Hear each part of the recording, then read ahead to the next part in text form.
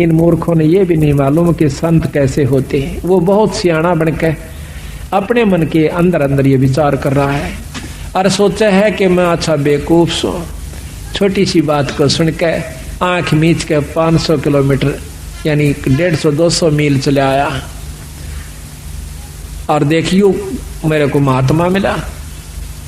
अपने अंतःकरण को कोस रहा है, अपनी आत्मा को कसोट रहा है कि मैं महामूर्ख हूं, किसे होके कहने से और सच मान के इतनी दूर धक्के खाने आ गया। मेरे आज खूब खोटे लगे। अब बंदी छोड़ तो अंतर्यामी थे, उन्हें पहले पता था कि इसके मन में क्या धारणा आली, तो सभी वहां पर जो बैठे मौजूद भगत जन थे उनको सबको भेज दिया किसी ना किसी कार्यवश, और आपको अपने आप को कहने लगे कि मेरे लिए एक बाल्टी पानी की रख जाओ, मैं स्नान करूंगा। तो भगत जी ने वहां के जो सेवक थे एक बाल्टी पानी की रख गए और महाराज स्नान करने लगे अपना धोती बांध के। स्नान जब कर लिया तो स्नान करने के बावजूद जो सूखी धोती थी दूसरी धोती बदली, तो महाराज जी ने एक उंगली का ऐसे दूर कर ली, हाथ से न्यू कर लिया। ऐसा महसूस हो रहा कि जैसे इसका कोई चोट लगी हुई है।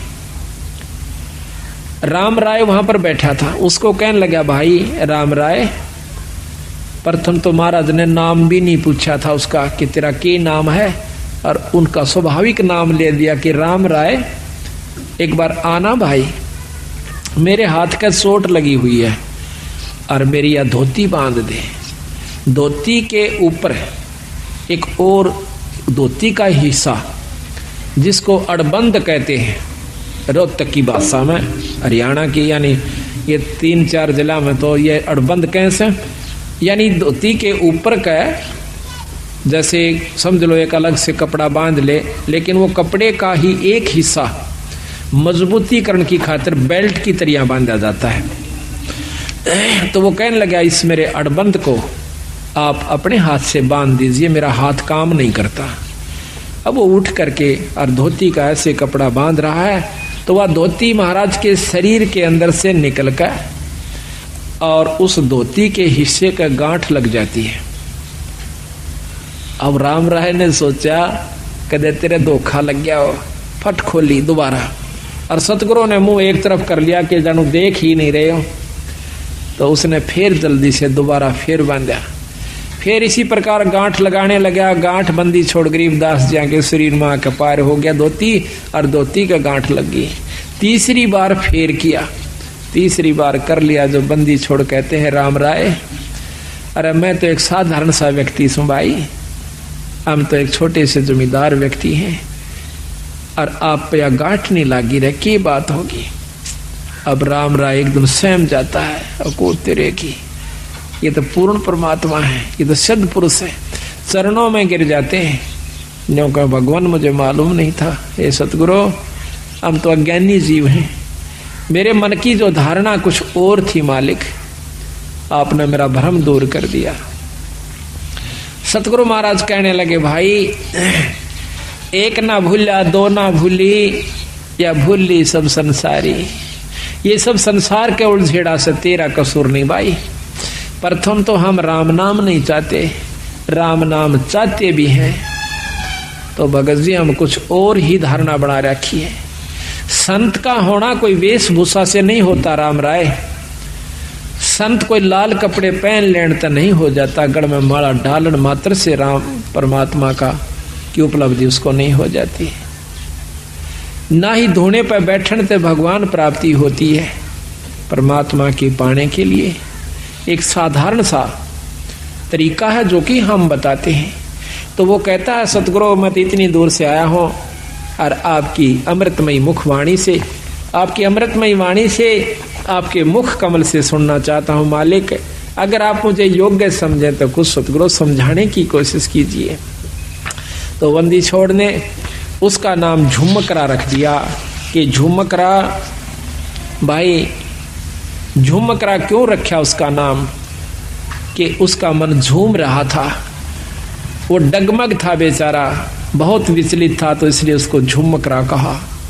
तो यहाँ कहते हैं वो था विष्णु उपासक थे राम राय जी, क्योंकि पंजाब के अंदर भी बहुत उपासना भगवान विष्णु कृष्ण जियों की, यानी 90% अब भी हो रही है।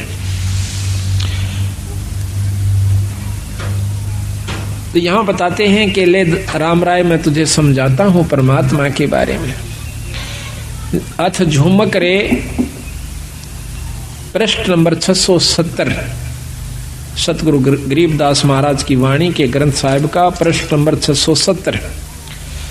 नाभ कमल में बैठिए रे झुमकरा, चल बंक नाल के घाट सुनो रे झुमकरा। अब शरीर के अंदर प्रवेश करके उसकी सूरत को अपनी शक्ति से सतगुरु महाराज कहते हैं कि नाभ कमल में बैठिए रे झुमकरा, चल बंक नाल के घाट सुनो रे झुमकरा। नाभि कमल अंदर सूरत समो, और नाभि कमल है सुंडी के पीछे ने, इसमें चलिए। और वहां से फिर बंक नाड़ एक नाड़ी से पतली सी, उसके महा का प्रवेश जब ये सुरत करती है, वह नाड़ी सुरंग के समान लगती है। जैसे दूरबीन को उल्टी तरफ से देखा इतनी होती है, वह कम से कम 20 फुट लंबी नजर आ कर है और बहुत चौड़ी नजर आवेगी दूरबीन। हम ये लेवल मशीन होती थी हमारे महकमे में, उसको जब उल्टी तरफ देखते थे वह इतनी होती है एक बिलांत की, और उल्टी तरफ से देखते तो वह कम से कम 10 फुट की इतना चौड़ा लंबा उसका विस्तार नजर आया करता था उस लेंस के कारण। इसी प्रकार जब ये आत्मा, ये जीव उस बंक नाल में प्रवेश करता है तो फिर ऊपर को, यानी इन हड्डी के बिल्कुल साथ साथ अंदर की तरफ रीढ़ की हड्डी, जिसको मेरुदंड भी कहते हैं, इसको कड़का बांस भी कहे से, इसके साथ साथ से अंदर की तरफ चलती है। उसमें काफी बंक है, ऐसे नो मोड़ के कभी यूं भी घूम जाती है मेरुदंड के साथ से, कभी सीधी चल रही है, कभी यूं मुड़ जाती है, कभी यूं घूम रही है। इसको बंक नाल कहते हैं। ये कई प्रकार की हैं। इस हर एक शरीर की न्यारी न्यारी बंक नाल है। सूक्ष्म शरीर भी है, स्थूल शरीर की न्यारी है, सूक्ष्म शरीर की बंक नाल अलग है, कारण की अलग है। और फिर इस बंक नाल के पार जीवन जाना हो से। नाभि कमल में बैठिए रे झुमकरा, चल बंक नाल के घाट सुनो रे झुमकरा। इला पिंगला फेरिए रे झुमकरा, उतरो ओगट घाट सुनो रे झुमकरा। इला, इला नाड़ी है बाई और पिंगला है दाई। इला पिंगला फेरिए, एक प्राणायाम करना पड़ता है जिसमें पहले इला से सांस लीजिए, फिर पिंगला में छोड़ दीजिए, फिर उल्टा ही पिंगला से वापस लीजिए, वापस फिर इला से छोड़ दीजिए। एक प्राणायाम हो गया। इसको ज्यादा करने से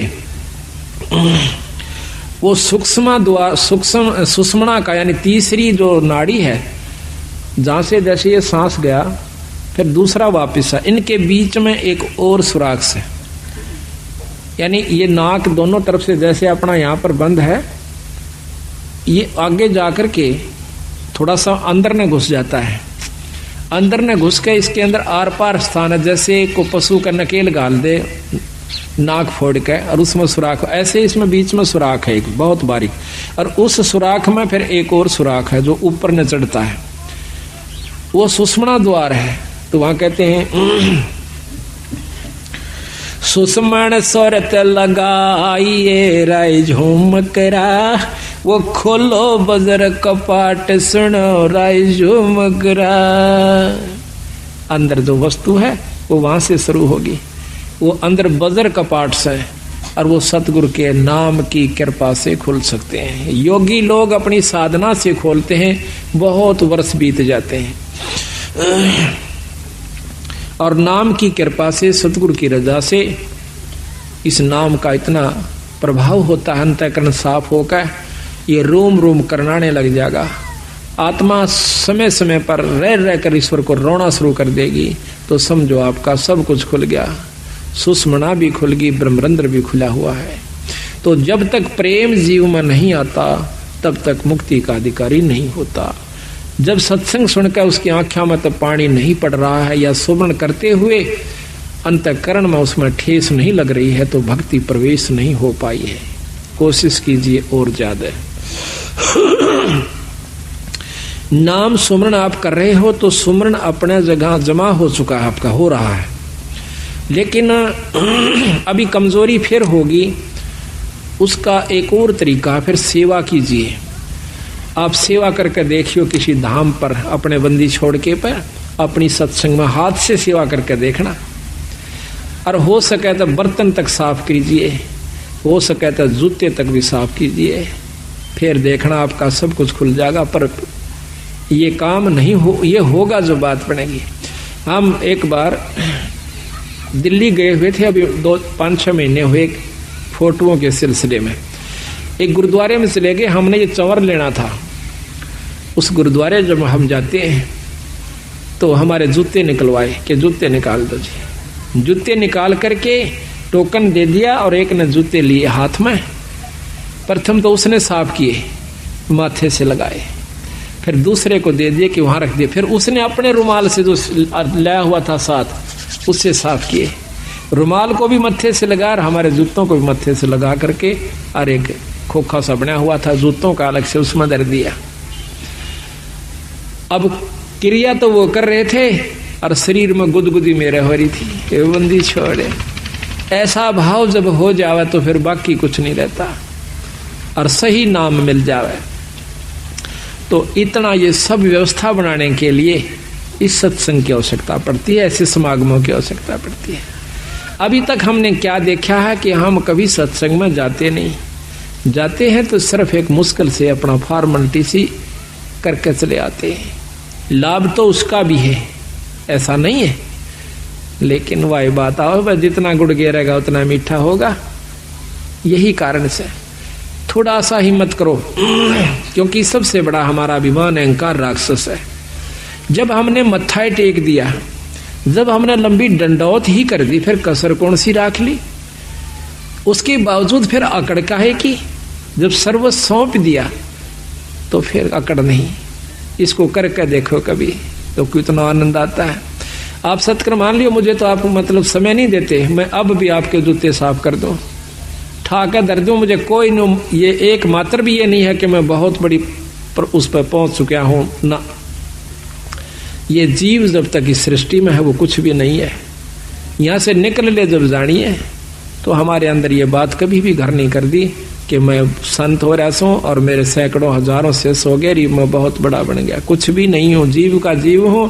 अगर ये यहाँ से छुटकारा नहीं हुआ, अगर आखिर में भी पैर उलझ गया तो भी ज्यों का त्यों है, चक्कर फिर लंबा चौड़ा से। महाराज की कहते हैं कबीर, मन के मते ना चालिए, इस मन का के विश्वास, और साधु जब लग डर कर, जब लग पिंजड़ सांस। जब तक तेरे शरीर में सांस है ना तब तक विरा रहना सावधान है। अड़ बड़े बड़े बिगड़ गए।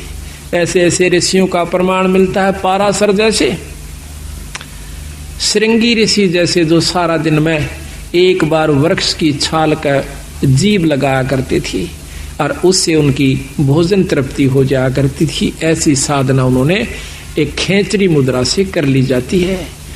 अब कबीर गरीबदास जी ने में बताया कि देख भाइयों के रोला से एक खेचरी मुद्रा होती है, उसको जीभ अपनी उठाकर और वापस लगाई जाती है तालू के ऊपर।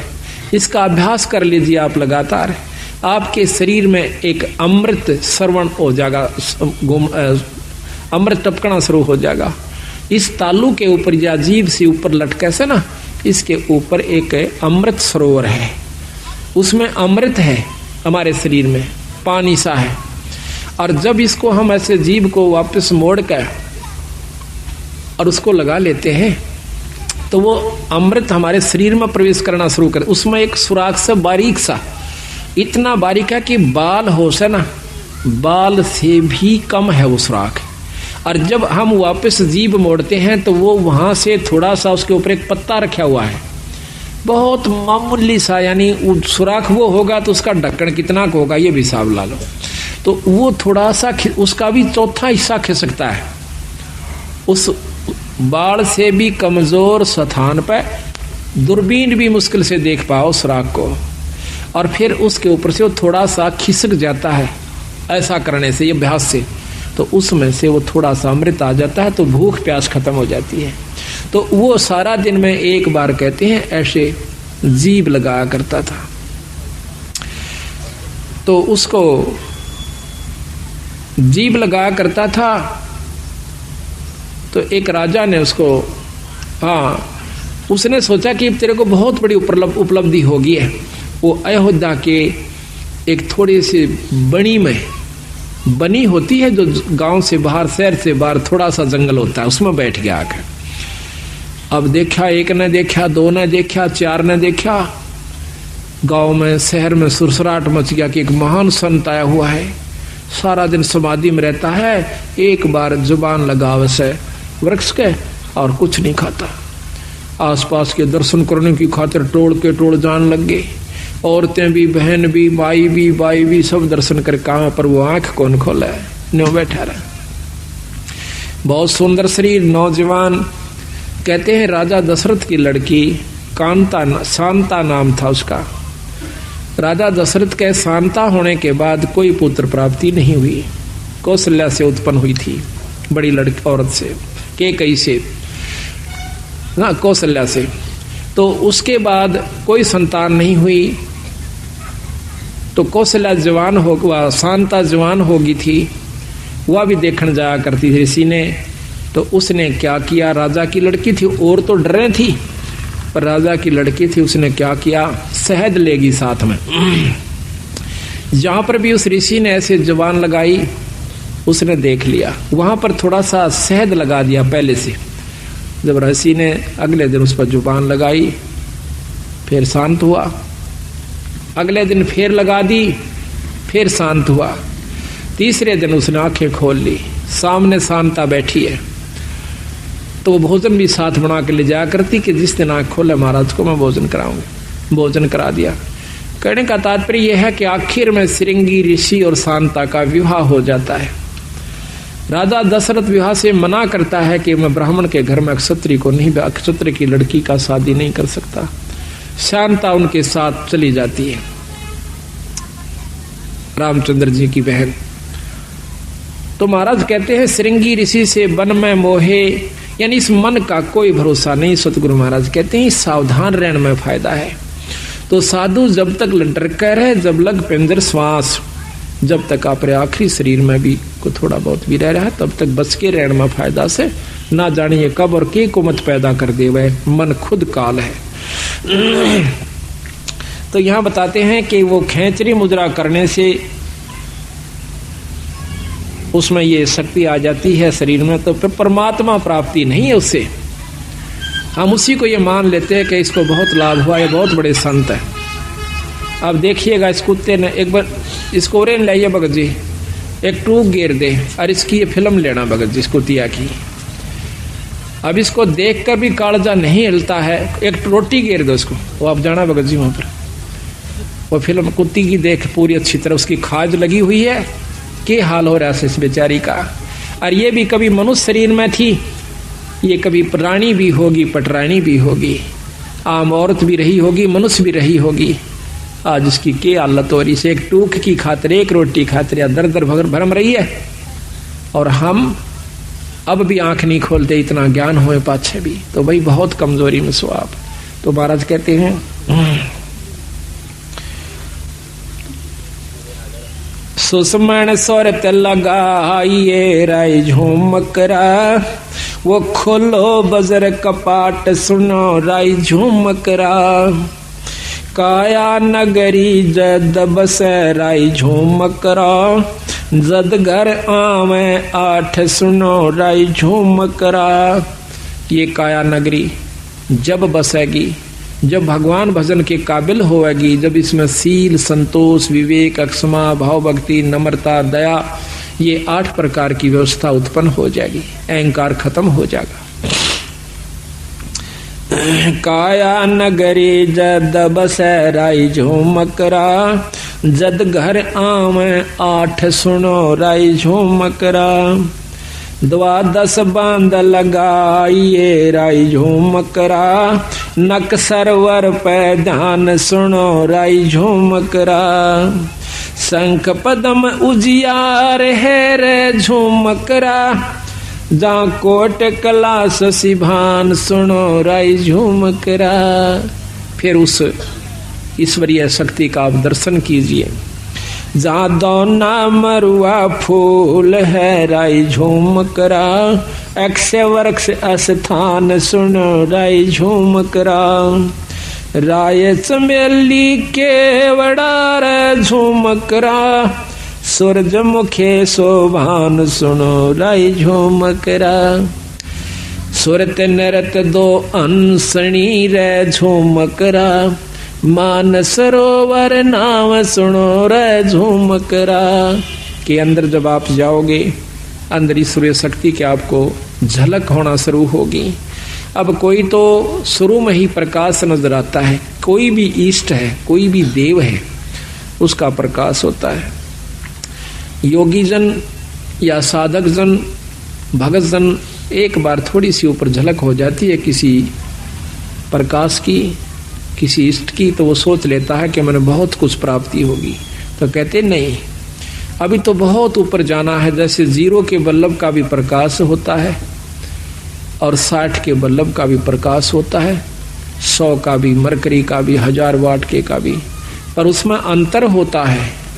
इसी प्रकार हर इष्ट में, हर परमात्मा में ब्रह्म, पारब्रह्म, पूर्ण ब्रह्म, इनमें सब मंत्र बताया सतगुरु महाराज ने कि जब तक आप पूर्ण ब्रह्म से नहीं आपका संपर्क होगा, वो भक्ति नहीं मिलेगी, तब तक आप मुक्त नहीं हो सकते।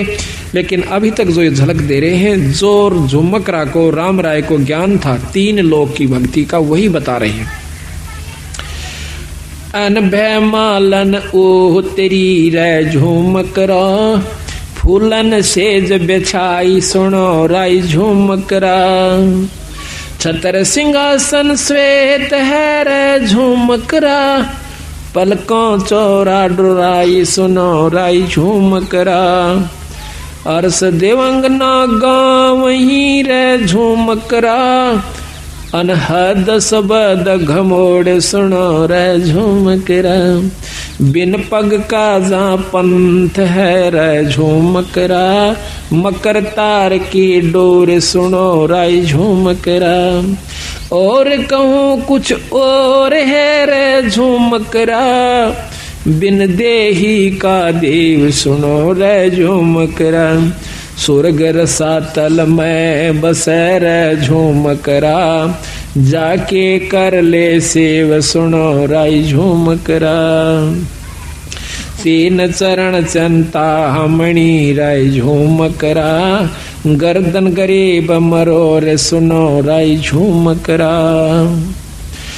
इस प्रकार सतगुरु महाराज उनको बता रहे हैं कि भाई इस प्रकार आप अंतःकरण में जा, अपने अंदर में, शरीर में प्रवेश कीजिए, फिर उस ईश्वर का, ईश्वरीय शक्ति का आप लाभ लीजिए।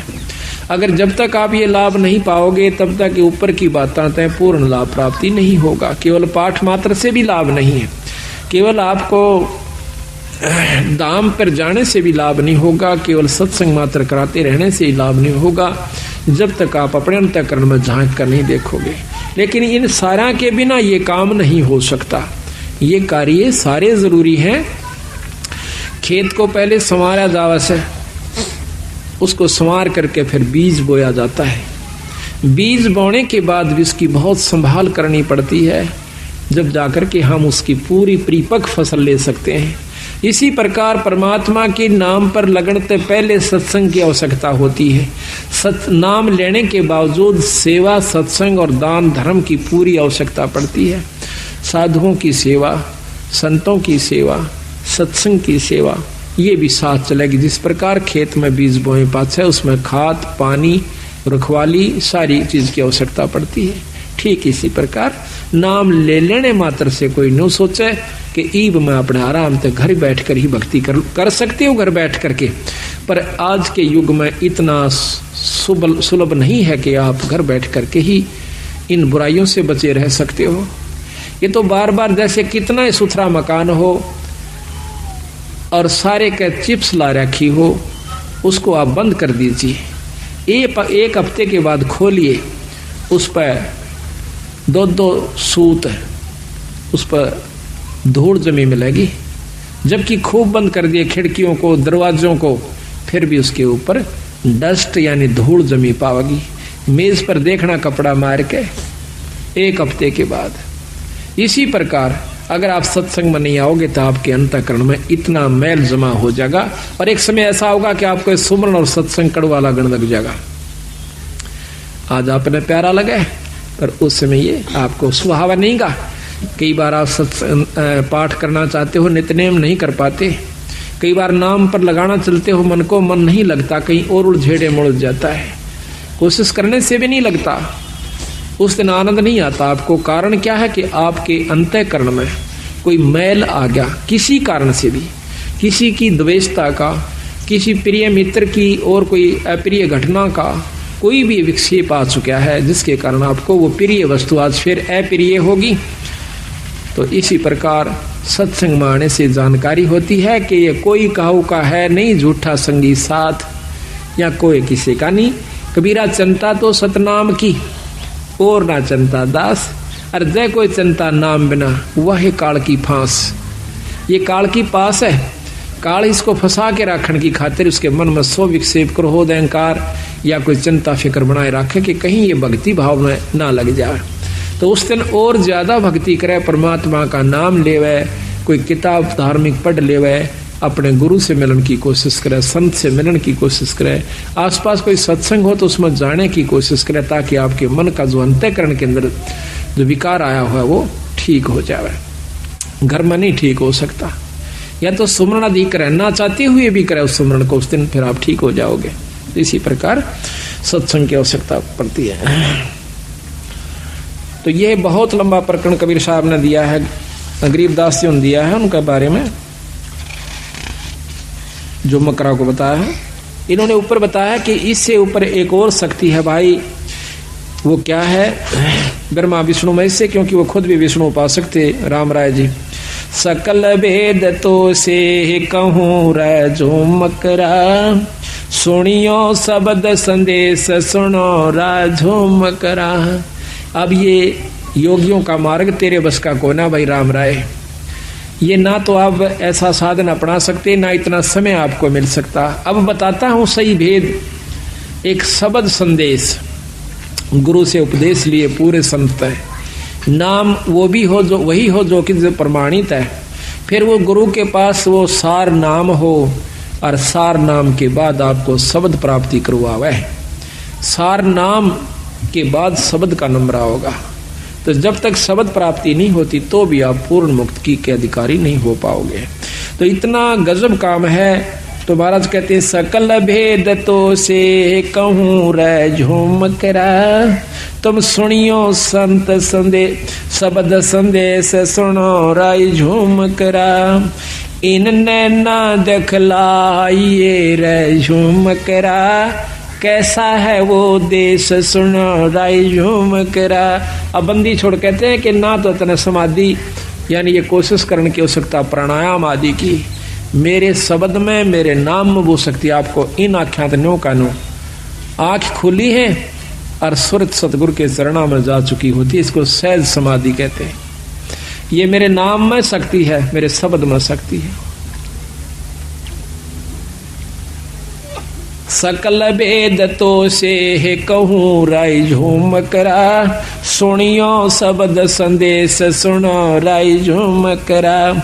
इन नैना दिखलाइए रे झूमकरा, कैसा है वो देश सुनो रे झूमकरा। पल नीचे पल ऊह परे रे झूमकरा, तामद नरक निहार सुनो राय झूमकरा। अजर नजर आवे नहीं रे झुमकरा, खेले अदर अदार सुनो राय झुमकरा। दरने बामे आंगणे रे झुमकरा, स्वर्ग रसातल बहन सुनो रे झुमकरा। तेरे कुटी छाजे बैठ कर झुमकरा, वो देखो राम रतन सुनो राय झुमकरा। तिरकुटी छाजे, उस तिरकुटी का अंदर पहुंच के और फिर उस राम रतन को देखो, ईश्वरीय शक्ति को देखो। सन का दिक नार दरटे रे झुमकरा, ये रट ब्रह्मा विष्णु महेश सुनो रे झुमकरा। अब अपने उसको बताते हैं सतपुरुष को कि जिसको ब्रह्मा विष्णु महेश भी जिसका नाम जपते हैं, उस शक्ति को उससे संपर्क बना भाई। सहस फुना मुख गावई रे झुमकरा, ये ध्यान धरत है शेष सुनो रे झुमकरा। न रख रे झुमकरा, ये बगल बिदा को देख सुनो रे झुमकरा। नैनो ही में नैन रख रहे झुमकरा, नैनो में अपने सुरत के नैन को अंदर जो अंतःकरण के नैन से मिला। दास गरीब अतोल है रे झुमकरा, अवगत पुरुष अलेख सुनो राय झुमकरा। वो पूर्ण ब्रह्म परमात्मा सतपुरुष सतलोक के अंदर है और उससे आप संपर्क करो। ऊपर क्या क्या चीज बताई महाराज ने कि सतलोक में क्या है। अदर सरोवर अदर हंस रे झुमकरा, अदर नदी परवाह सुनो रे झुमकरा। अदर नान स्नान है रे झुमकरा, अदर मछ मन राह सुनो राय झुमकरा। अदर बाग बेले बने रे झुमकरा, अदर फूल गुंजार सुनो रे झुमकरा। अदर समाधि लाई रे झुमकरा, अदर देख दीदार सुनो। और ऊपर समाधि लाइए फिर आपको क्या क्या चीज दिखाई देंगी। अदर राग रंग होत है रे झुमकरा, अदर रास बेलास सुनो राय झुमकरा। अदर सरा साहेब धनी रे झुमकरा, अदर चौर खैवास सुनो रे झुमकरा। अदर नगर अवगत बस रे झुमकरा, अदर वृक्ष विस्तार सुनो रे झुमकरा। अदर सुराही फिरत है रे झुमकरा, अदर होवे जोनार सुनो रे झुमकरा। अदर पाक प्याले फिरे रे झुमकरा, अदर बसे मतवार सुनो रे झुमकरा। अदर बीज भूमि अदर रे झुमकरा, अदर तमाम जुहार सुनो रे झुमकरा। अदर गलीचे बेच रहे रे झुमकरा, अदर मुजरा हो सुनो रे झुमकरा। दास गरीब अदर बसो रे झुमकरा, अदर सुरत पेरो सुनो रे झुमकरा। कहते हैं उस परमात्मा को ध्यान से देखिए और ऊपर सुरत पिरो जैसे सुई में धागा पोया करें। कितनी सावधानी से उसको करना पड़ता है। तो इस प्रकार सुरत को महाराज कहते हैं ऊपर पिरो। तो जब उस राम राय की बहुत लंबा प्रकरण से आध पौन घंटे का मार्ग बहुत न्यारे न्यारे विस्तार से सतगुरु महाराज ने इसमें दे रखा है। हर चीज के हर पहलू के ऊपर उसको बताया। फिर वो प्रश्न करता है कि महाराज कि हमने तो ब्रह्मा विष्णु महेश इन्हीं शक्तियों की जानकारी थी, लेकिन महाराज आपने तो बहुत कुछ बताया है, इसके बारे में हमें ज्ञान नहीं। तो क्या कहते हैं, भाई पूरब देश हमारे है रे झुमकरा, कोई न जाने भेव सुनो राय झुमकरा। गगन मंडल में रहत है रे झूमकरा, बिन देही का देव सुनो रे झूमकरा। अनहद जंग बजावहीं रे झूमकरा, है जंदा जगदीश सुनो रे झूमकरा। सिर पर साहब सत्य है रे झूमकरा, आया बिस्वे बीस सुनो रे झूमकरा। इस प्रकार महाराज ने बताया है कि वो परमात्मा सतपुरुष उस सतलोक में रहता है जिसके पढ़ने से जीव की, जिसको पाने से जीव की पूर्ण मुक्ति होती है। फिर उसने पूछा है राम राय ने कि महाराज भगवान विष्णु और भगवान शंकर, ब्रह्मा जी, माता जी, ये भी परम शक्तियां हैं। उन्होंने बताया कि हाँ शक्तियां हैं, पर भाई ये तीन लोक की परम शक्तियां हैं, ये तीन लोक के मालिक हैं, तीन लोक के अंदर ये पूर्ण समर्थ है। पर तीन लोक की जो व्यवस्था है इस ब्रह्मांड की, वो सुन लीजिए। अपने किए हुए कर्म का जीव भोग भोगता ही रहेगा, जन्म मरण भी होता रहेगा, आपकी मुक्ति नहीं हो सकती। तो राम राय कह नहीं महाराज, मुक्ति तो चार, चौथी मुक्ति, चार मुक्ति हो जाती है। तो चारों मुक्तियों का वर्णन करते हुए बंदी छोड़ कहते हैं कि चौथी मुक्ति के योगी जन कहाँ जाते हैं? परम चौथी मुक्ति है, वो ब्रह्मलोक में चले जाते हैं। और आप पढ़ के देखिए, इसमें शक्ति पुराण में साफ लिखा हुआ है। और सुख सागर है एक बहुत अच्छे संत के द्वारा रचित, उसने लिखा है कि जो योगी जन बहुत अच्छी समाधिस्थ होकर के और बहुत अच्छी साधना कर लेते हैं, वो ब्रह्मलीन हो जाते हैं। ब्रह्मलीन कैसे होते हैं? ब्रह्मलोक को चले जाते हैं, जो निरंजन का लोक है, जिसको महास्वर्ग कहते हैं। उसमें अपनी की हुई कमाई को खाए के कोई 10 लाख वर्ष, कोई कई युगों तक, और चौथी युग मुक्ति ऐसे होती है जब तक ये महाप्रलय नहीं होती तब तक वो स्वर्ग में रहेगी वो जीवात्मा। और जब उसकी चौथी मुक्ति खत्म हो जाएगी, वो फिर जीव रूप के अंदर इस मृत मंडल में ऐसे चक्र काटेगा जिस प्रकार आज हम काट रहे हैं। तो राम राय कहने लगे महाराज इसका कोई समाधान नहीं है कि ये जीव मुक्त हो जा। है भाई, पर वह कड़वी दवाई है, तुम ले नहीं सकते। है आसान पर कड़वी दवाई है। कड़वी क्यों महाराज? कड़वी न्यूं है कि तुम जिस रंग में रंग चुके हो इससे ऊपर नहीं उठ सकते। हम इन शक्तियों का आदर करते हैं, हम इन शक्तियों का यथोचित आपको लाभ व स्थान बता रहे हैं, और वही आपके शास्त्र बता रहे हैं।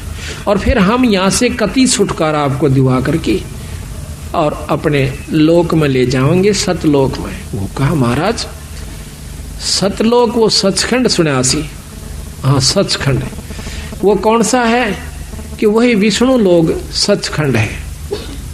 हाँ वो भी सचखंड है, विष्णु लोक भी सचखंड है, वो सतलोक है। लेकिन असली देखो, राजधानी तो चंडीगढ़ भी है और राजधानी दिल्ली भी है। तुमने राजधानी शब्द सुना है पर उसकी जानकारी को ना, कि राजधानी चंडीगढ़ में किस शक्ति की स्थान वास है और दिल्ली के अंदर किस शक्ति का वास है। यही मैं बताना चाहूँ सो आपने कि विष्णु लोक भी सतलोक का बीरा, पर सतलोक एक और भी है जिसके सबके ऊपर जिस शक्ति का पूर्ण रूप से वास है। क्या है वो? पूर्ण ब्रह्म परमात्मा, उसके ऊपर कोई शक्ति नहीं है। तो उसके बारे में एक शब्द आपको सुनाते हैं। निर्विकार निर्भय तो ही और सकल भय माने जी साधो, और सकल भय मान। सब पे तेरी साहिबी, सब पे तेरी साहिबी, तुझ पर साहिब ना। निर्विकार निर्भय, निर्विकार निर्भय तू ही और सकल बैमान, ये जी साधो और सकल बैमान। सब पे तेरी साहबी, सब पे तेरी साहबी, तुझ पर साहब ना निर्विकार निर्भय। संध्या सुमरण आरती भजन भरोसे दास, ये जी साधो भजन भरोसे दास। मनसा वाचा कर्मणा, मनसा वाचा कर्मणा, जब लग घट में सांस, निर्विकार निर्भय, निर्विकार निर्भय तू ही और सकल बैमान, ये जी साधो और सकल बैमान। सब पे तेरी साहबी, सब पे तेरी, तुझ पर साहब ना निर्विकार निर्भय। सांस सांस में नाम जपो, व्यर्था सांस मत खो, ये जी साधो व्यर्था सांस मत खो। बेरा ना इस सांस का, बेरा ना इस सांस का, आवण ओक न हो, निर्विकार निर्भय, निर्विकार निर्भय तू ही और सकल बैमान, ये जी साधो और सकल बैमान। सब पे तेरी साहबी, सब पे तेरी साहबी, तुझ पर साहब ना निर्विकार निर्भय। सांसों की करो सुमरणी, करो अजप का जाप, ये जी साधो जपो अजप जाप। परम तत्व का ध्यान धरो, तुम परम तत्व का ध्यान धरो, वो सो हम आपो आप, निर्विकार निर्भय, निर्विकार निर्भय तू ही और सकल बैमान, ये जी साधो और सकल बैमान। सब पे तेरी साहिबी, सब पे तेरी साहिबी, पर तुझ पर साहिब ना निर्विकार निर्भय। सो हम पोरा पवन में बांधा मेरे सुमेर, हे जी साधो बांधा मेरे सुमेर। बरम गांठ हृदय परमत, बरम गांठ हृदय धरो, ब्रह्म गांठ हृदय धरो। इस विदमाला फिर निर्विकार निर्भय। माला है निज सांस की, फेरेंगे निज दास, ये जी साधो फेरेंगे निज दास। 84 भर में नहीं, 84 भर में नहीं, कटे कर्म की फांस। निर्विकार निर्भय, निर्विकार निर्भय तू ही और सकल बैमान, ये जी साधो और सकल बैमान। सब पर तेरी साहिबी, सब पर तेरी साहिबी, पर तुझ पर साहिब ना निर्विकार निर्भय। अंसा सतगुरु मोहे निवाजियो, दीजो अंबर बोदे, ए जी साधो दीजो अंबर बोदे, शीतल शब्द कबीर का, शीतल शब्द कबीर का, यू हंसा करे कैलोल, निर्विकार निर्भय।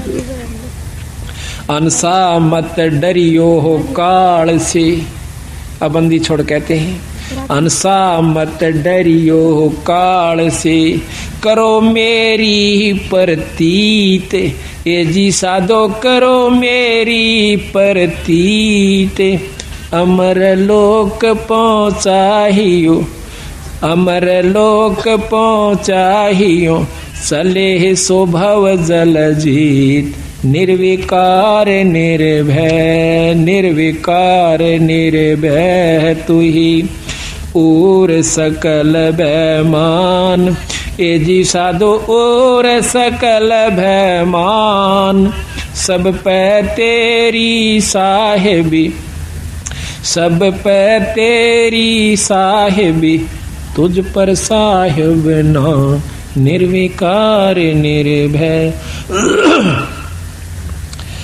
भवजल में बहु काग हैं, कोए कोए हंस हमार, ए जी साधो कोए कोए हंस हमारे, कह कबीरा धर्मदास से, कह कबीरा धर्मदास से, उनका खेवा उतारूं पार, निर्विकार निर्भय, निर्विकार निर्भय है तू ही और सकल भयमान, हे जी साधो और सकल भयमान, शब पर तेरी साहिबी, शब पे तेरी साहिबी, पर तुझ पर साहिब ना, निर्विकार निर्भय।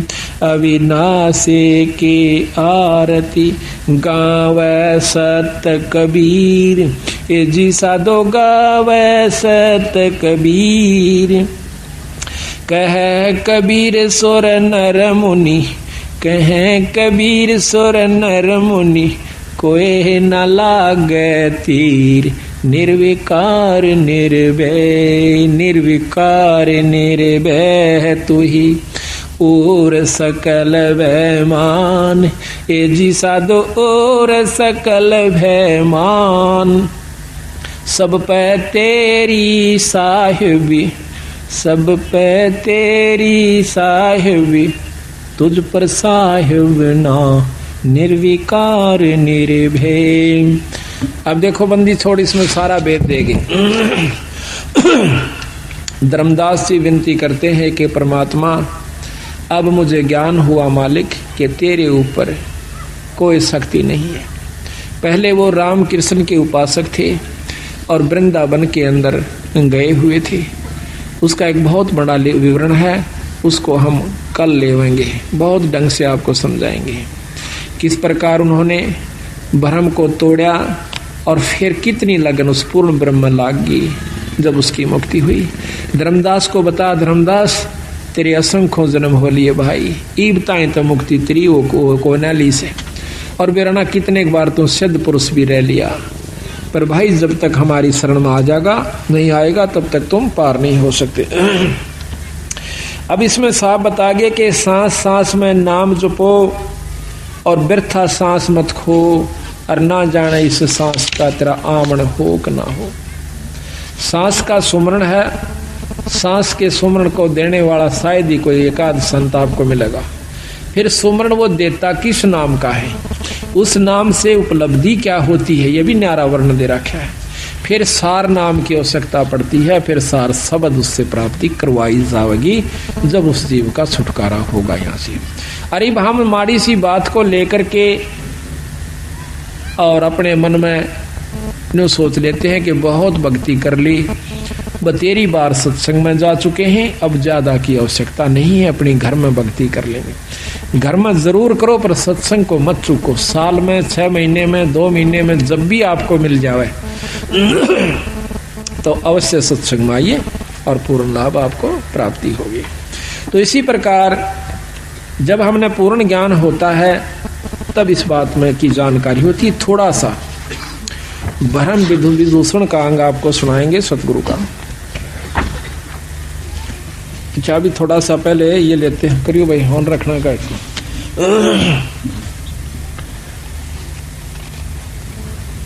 आदि पुराण आपको सुनाते हैं, कुछ अंश का सारा तो नहीं सुना सकते क्योंकि उसका थोड़ा थोड़ा आपको भेद दिया जाएगा।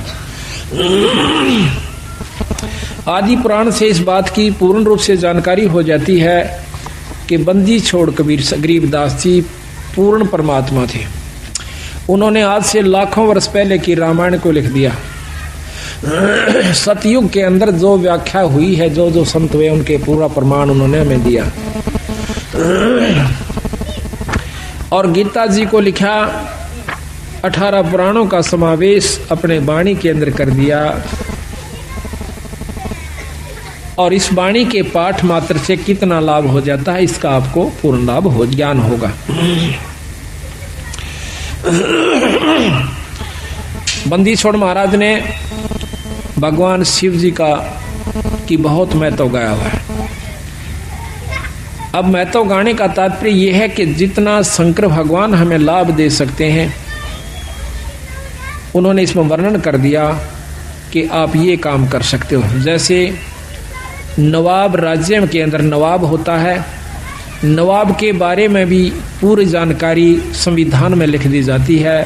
जैसे मुख्यमंत्री के बारे में, आजकल मुख्यमंत्री हो गए तो मुख्यमंत्री के बारे में पूरी जानकारी दी जाती है। इतिहास अपने कानून के अंदर के इसमें कितनी शक्ति है, ये क्या कार्य कर सकता है और कितनी इसको पावर्स होती हैं। फिर इसके बाद प्रधानमंत्री की भी लिखी जाती हैं। इस प्रकार गरीबदास महाराज का ये ग्रंथ साहब परमात्मा का संविधान है। इसमें जिस इष्ट की जितनी शक्ति है वह खोल कर लिखी है और उसका लाभ बताया है और फिर उसकी हानि बताई है। तो यहाँ पर आपको आदि पुराण के अंदर बंदी छोड़ की वाणी का थोड़ा सा देंगे झलक।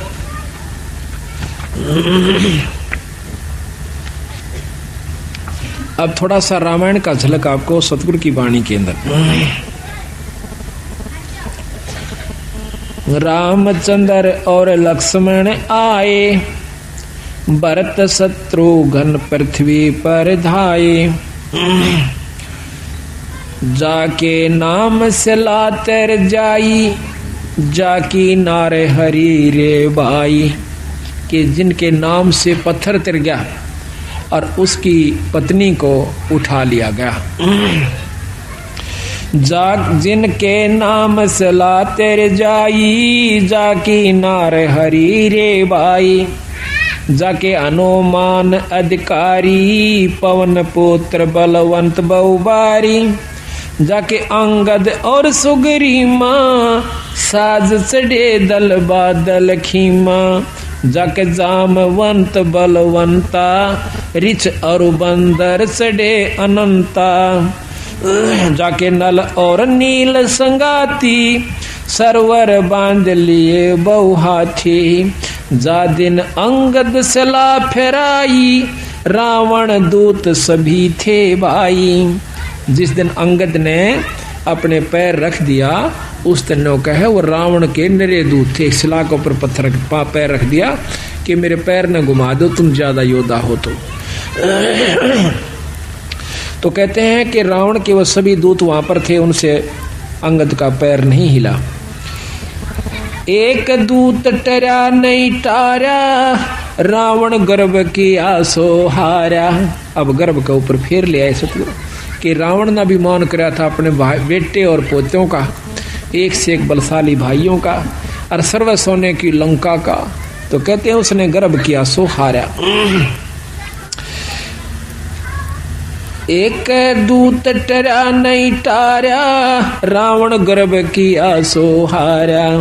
जाकर पौनी हनुमंत बंका, सो तो कूदा लंक बिलंका। जिन 9 लख बाग उपारा, सो तो डारे दिया मझधारा। 9 लख बाग को पाड़ के और जंग उसमें समुद्र में फेंक दिया सारे को। ये प्रकरण उस समय का है जब हनुमान जी भगवान राम की अंगूठी को, मुद्रिका को लेकर के और सीता की खोज में जाते हैं, तो वहां पर उन्होंने सुराख मिला कि रावण उठा ले गया है शायद, तो उसके अंदर कूद जाते हैं, समुद्र पार कर जाते हैं हनुमान जी। तो सीता एक वृक्ष के नीचे बहुत मायूस हुई बैठी थी। अब वो जाकर देखा कि माता तो यहां पर बैठी हुई है। उसने ऊपर से उसी वृक्ष पर छोटा सा रूप बनाकर हनुमान जी बैठ जाते हैं, ऊपर से मुद्रिका डाल देते हैं सीता माता की गोदी में, झोली में। एकदम उस मुद्रिका को देखकर सीता सहम जाती है कि पहले तो दुख पहाड़ से भारा था और ये दुख और भारी हो गया। ऊपर देखे एक बंदर बैठा हुआ। अब एकदम भयभीत हो जाती है, घबरा जाती है कि आज पहाड़ का दुख का पहाड़ टूट चुका है कि इस बंदर ने मेरे पति को खा लिया और यह अंगूठी इसका हाथ लागी, इसको लिए फिर था, आज इसने मेरी झोली में घेर दी या मेरे ऊपर पड़ गई। हे विधाता, ये तेरा कैसा लेख है? यूं कह के पूछती है कि हे बंदर, तो ये अंगूठी लाया कहां से? एक बार जल्दी सी बता। अंतःकरण की बात को जान कर हनुमान जी नीचे आ जाता है ने बोला, माँ मैं भगवान राम का दूत हनुमान हूँ और मैं आपकी खोज के लिए आया हूँ, चिंता ना करें। हमें मालूम नहीं था कि किसने आपको उठाया है, आज हमें जानकारी होगी है और ईब मैं जाकर भगवान को बताऊंगा, आपको छुटवा ले जाएंगे। तो वो कहने लगा, माँ मैंने भूख लगी है, अगबाई नो करिए, कोई नीचे पड़ा हो ना कोई फल है उसने खा लिए, भाई तोड़ कर मत खाइए। देख मेरा कोई गुजारा नहीं से और ना मेरी यहाँ पर कुछ बूझ है, ना मैं तेरे अनपान करवा सकती भाई, मैं तो यहाँ मजबूर बैठी सू। तो जब उसने देखा कि देखो राक्षस ने हमारी माँ का क्या हाल कर रखा है, एकदम हनुमान जी का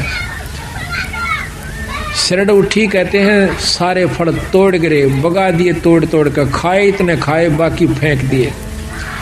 कहते हैं रावण के जो बाग के रखवाले थे वो आकर हनुमान जी को मारने लगे, बांदर समझ के जुनसे का पूछ मारा, वो 3 चक्कर काटर गोली होले। सारे भाग भाग के अब रावण के पास आते हैं, वहां से फिर एक लंबा विस्तार से उसको भेज देते हैं। अंगद उसके रावण का पुत्र था जो मेघनाथ था, उससे फिर उस पर उसके फांस में आ जाते हैं, सिर्फ अपनी लीला दिखाने की खातिर। फिर उसको रावण के दरबार में ले जाते हैं, वहाँ भी काफ़ी लंबा प्रकरण है। आखिर में वहाँ भी उनको सब काबू नहीं आते हैं, उनकी पूंछ का जो है आग लगा दी जाती है, सारी लंका को जला करके, और फिर आखिर में कूद कर और फिर माँ सीता के पास आते हैं अपनी पूंछ बुझा कर। वानो बोली रे तने के चाड़ा कर दिया हनुमान, मेरा तो पहले 2 पायन जगह नहीं थी। अरे भाई मन तो जीर्ण नहीं देंगे, आइयो सो मत आइयो, इतना तो मन खत्म कर देंगे। अक नहीं माँ, इनमें इतनी हिम्मत नहीं है कि ये आपको कुछ कह दे, आप चिंता मत करो, मैं ईब आया और यो गया और बहुत जल्दी आ रहे हम। तो वहां पर जब हनुमान जी वापस आते हैं तो रामचंद्र जी एक तरफ ले जाते हैं एकांत में हनुमान जी को। हनुमान जी ने कहा महाराज सीता माँ का पता लग गया, एक तरफ ले जाते हैं। अब रामचंद्र जी अपनी सूझबूझ का काम लेते हैं, पहले हनुमान से ये पूछ लूं कि कहीं वो रावण की तो नहीं हो चुकी है। अगर वो रावण की हो चुकी है फिर हम नहीं छुटवाएंगे, फिर क्यों खाम खा दुनिया के लाल मरवाए, क्यों फौज खत्म करी। अगर वो उसकी हो चुकी है तो हम नहीं लावांगे। तो एकांत में जाकर ने पूछा है, हनुमान जी आपने सीता के दर्शन किए महाराज? किए। हनुमान रामचंद्र जी पूछते हनुमान जी कैसे वस्त्र पाए थे और आपको खाने के लिए राज दरबार में लेके गई थी, क्या वही मंगाया था? रावण के सेज पर वह जाती है कि नहीं जाती है? कैसा हार श्रृंगार कर रखा था? तो हनुमान जी कहते हैं भगवान, अब उसका थोड़ा सा वर्णन आपको सुनाते हैं। यानी एक एक बात इतनी मार्मिक ढंग से गरीबदास ने लिख रखी, शायद तुलसी शायद भी नहीं लिख पाए होंगे। यहां पर रामचंद्र जी प्रश्न करते हैं, हनुमान जी उत्तर देते हैं।